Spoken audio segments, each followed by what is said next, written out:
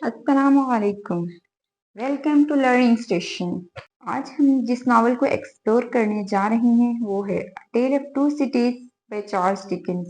یہ Charles Dickens کا ایک بہت ہی انٹرسٹنگ، ہارٹ ٹچنگ اور ٹائم لیس ناول ہے۔ مطلب یہ آج بھی ہمارے دلوں کو ایسے ہی موو کرتا ہے جیسے کہ آج سے 3-4 صدی پہلے جب چارلس ڈکنس نے یہ ناول لکھا تھا تو اس نے لوگوں پہ اپنا بہت گہرا اثر چھوڑا تھا۔ یہ ایک بیسٹ سیلنگ ناول تھا۔ ابھی تک اس کی 300 ملین سے زیادہ کاپیز سیل ہو چکی ہیں، جو کہ اس بات کی گواہی دیتی ہیں کہ چارلس ڈکنس ایک بہت ہی سٹرونگ سٹوری ٹیلر تھا، جس نے تھیمز، کیریکٹرز، سمبلزم اور امیجز کو اس طرح اپنے پلاٹ میں پرویا ہے کہ ریڈر جب تک یہ ناول مکمل نہ کر لے اس کو سکون نہیں آتا۔ یہ novel emotion of love, sympathy, hatred, fear, revenge and jealousy کا بہت ہی خوبصورت بلینڈ ہے۔ اس کی اسی ایموشنل انٹینسٹی کی وجہ سے اس کو میلو ڈراما بھی کہا جاتا ہے۔ اس ناول میں چارلس ڈکنس نے theme of love, revolution, social change, inequality, sacrifice, revenge, resurrection and renewal, bloodshed, fate and destiny, morality and ethics کو ایکسپلور کیا ہے۔ یہ تھا فرینڈز اس کا شارٹ سا انٹروڈکشن۔ اب ہم چلتے ہیں اپنی سٹوری کی طرف۔ تو یہ ایک ہسٹوریکل ناول ہے۔ اس میں چند افراد کی ذاتی زندگی کو فرینچ ریولوشن کے بیک گراؤنڈ میں پیش کیا گیا ہے۔ اس کہانی کی شروعات ہوتی ہے مسٹر جروس لاری نام کے ایک شخص سے، جو کہ ٹیلسنس بینک کا ایک سینئر امپلائی ہے۔ مسٹر جروس لاری لوسی مینٹ کو لے کر پیرس اس کے فادر کو لینے جاتا ہے۔ یہ لوسی مینٹ کو بتاتا ہے کہ اس کے فادر ڈاکٹر مینٹ زندہ ہیں، جن کو 18 سال لاپتہ رہنے کی وجہ سے یہ سمجھ لیا گیا تھا کہ وہ وفات پا چکے ہیں۔ فرینڈز ہوتا کچھ اس طرح ہے کہ 18 سال پہلے ڈاکٹر مینٹ، جو کہ ایک فرینچ مین ہیں، وہ ایک انگلش وومن سے شادی کرتے ہیں اور اس سے ان کی ایک بیٹی لوسی ہوتی ہے۔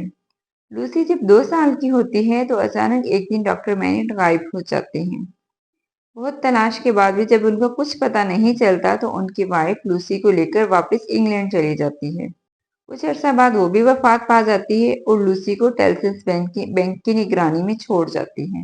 اب فرینڈز دوسری طرف ڈاکٹر مینٹ کو ایرسٹوکریٹک فیملی کے 2 بھائی ایورمنٹ بردرز اٹھا کر شہر سے دور اپنے کاٹیج میں لے جاتے ہیں، جہاں 2 بہن بھائی ان ایورمنٹ بردرز کے تشدد کی وجہ سے تشویشناک حالت میں پائے جاتے ہیں۔ تو ڈاکٹر مینٹ کو ان کا علاج کرنے کا کہا جاتا ہے، لیکن 1 ویک کے بعد وہ دونوں بہن بھائی مر جاتے ہیں تو ڈاکٹر مینٹ کو واپس گھر بھیج دیا جاتا ہے۔ ڈاکٹر مینٹ گھر واپس آ کر اچھے اور ذمہ دار شہری کا ثبوت دیتے ہوئے اس واقعے کی حکومت کو رپورٹ کر دیتے ہیں۔ لیکن ہوتا کیا ہے کہ بجائے ان بھائیوں کو اریسٹ کرنے کے، ڈاکٹر مینٹ کے اس اقدام کی اطلاع ان ایورمنٹ بردرز کو دے دی جاتی ہے اور وہ اپنا اثر و رسوخ استعمال کرتے ہوئے 18 سال کے لیے ڈاکٹر مینٹ کو بیسٹائل جیل میں بھیج دیتے ہیں۔ اپنی قید کے 10ویں سال ڈاکٹر مینٹ ایک لیٹر لکھتے ہیں جس میں وہ سب حالات لکھتے ہیں جن کی بنا پر ان کو قید کیا گیا تھا، اور زمین میں اس امید پر دبا دیتے ہیں کہ شاید کبھی کوئی اس کو دیکھے تو ڈاکٹر مینٹ کے بارے میں حقیقت جان پائے۔ قید کے دوران ڈاکٹر مینٹ اپنا ذہنی توازن کھو بیٹھتے ہیں اور جوتے بنانے لگتے ہیں۔ لوسی اور جروس لاری پیرس پہنچنے پر ایک وائن شاپ جاتے ہیں جہاں ڈاکٹر مینٹ کو رکھا گیا تھا۔ یہ وائن شاپ ارنسٹ ڈیفارج اور اس کی وائف میڈم ڈیفارج کی ہوتی ہے، جو کسی زمانے میں ڈاکٹر مینٹ کے سرونٹ تھے۔ آگے سٹوری میں آپ دیکھیں گے کہ یہ دونوں ریولوشنریز کے لیڈر ہوتے ہیں جو بیسٹائل پر حملہ کرتے ہیں۔ یہاں سے لوسی اور جروس ڈاکٹر مینٹ کو لے کر لندن چلے جاتے ہیں، جہاں لوسی کے پیار اور محبت کی وجہ سے ڈاکٹر مینٹ کی ذہنی حالت بہت بہتر ہوتی جاتی ہے۔ مسٹر لاری اکثر ان کے گھر آتا رہتا ہے جو کہ ان کا دوست بن جاتا ہے۔ ساتھ ہی تو اور لوگ بھی اکثر ان کے گھر وزٹ کرتے ہیں جو کہ چارلس ڈارنے اور سڈنی کارٹن ہوتے ہیں۔ یہ دونوں شکل میں بھی ایک جیسے لگتے ہیں اور اتفاق سے یہ دونوں ہی لوسی کو لائک کرتے ہیں اور اس سے شادی کرنا چاہتے ہیں۔ فرینڈز ابھی تک سٹوری میں ڈاکٹر مینٹ کو نہیں پتا کہ چارلس ڈارنے حقیقت میں ہے کون، اور نہ ہی چارلس ڈارنے کو پتا ہوتا ہے کہ ڈاکٹر مینٹ کو کن حالات میں کس نے قید کیا۔ اب جس دن لوسی اور ڈارنے کی شادی ہوتی ہے اسی دن ڈاکٹر مینٹ کو پتا چلتا ہے کہ डॉर्नी दरअसल एवरमैन भाइयों में से एक का बेटा है। ये सुनते ही डॉक्टर मैनिट फिर से अपनी याददाश्त खो बैठते हैं और उनको बहुत दिन लग जाते हैं रिकवर होने में। यहाँ ये बात काबिल जिक्र है कि चार्ल्स डॉर्नी एक बहुत सिंपैथेटिक और फ्रेंडली बंदा है जो अपने बाप और चचा के तकब्बुराना रवैये से नफरत करता है और अपना फैमिली टाइटल सब कुछ छोड़कर इंग्लैंड शिफ्ट हो जाता है और एक नए नाम से वहां जिंदगी शुरू करता है। मजीद कुछ साल गुजर जाते हैं और 1789 का साल शुरू हो जाता है। फ्रांस की सियासी सूरत हाल तबाहकुन होती जाती है और इनकलाबी जोर पकड़ते जाते हैं और एक एक करके तमाम अरिस्टोक्रेट्स को फांसी दी जाने लगती है। 3 साल और गुजर जाते हैं। फ्रांस में हर तरफ खौफो हरास फैला हुआ है, इनकलाबी पावर में है। इस दौर को रेन ऑफ टेरर का नाम भी दिया जाता है। जिस शख्स पर इनको थोड़ा सा भी शक होता है कि इसका ताल्लुक अरिस्टोक्रेट क्लास से है, उसको फांसी दे दी जाती है। इसी दौरान चार्ल्स डार्नी को अपने एक पुराने सर्वेंट की तरफ से लेटर मिलता है जिसमें वो उसको अपनी हेल्प के लिए फ्रांस बुलाता है। अब being a very sympathetic man, Charles डार्नी फौरन बगैर किसी को बताए उसकी मदद के लिए रवाना हो जाता है।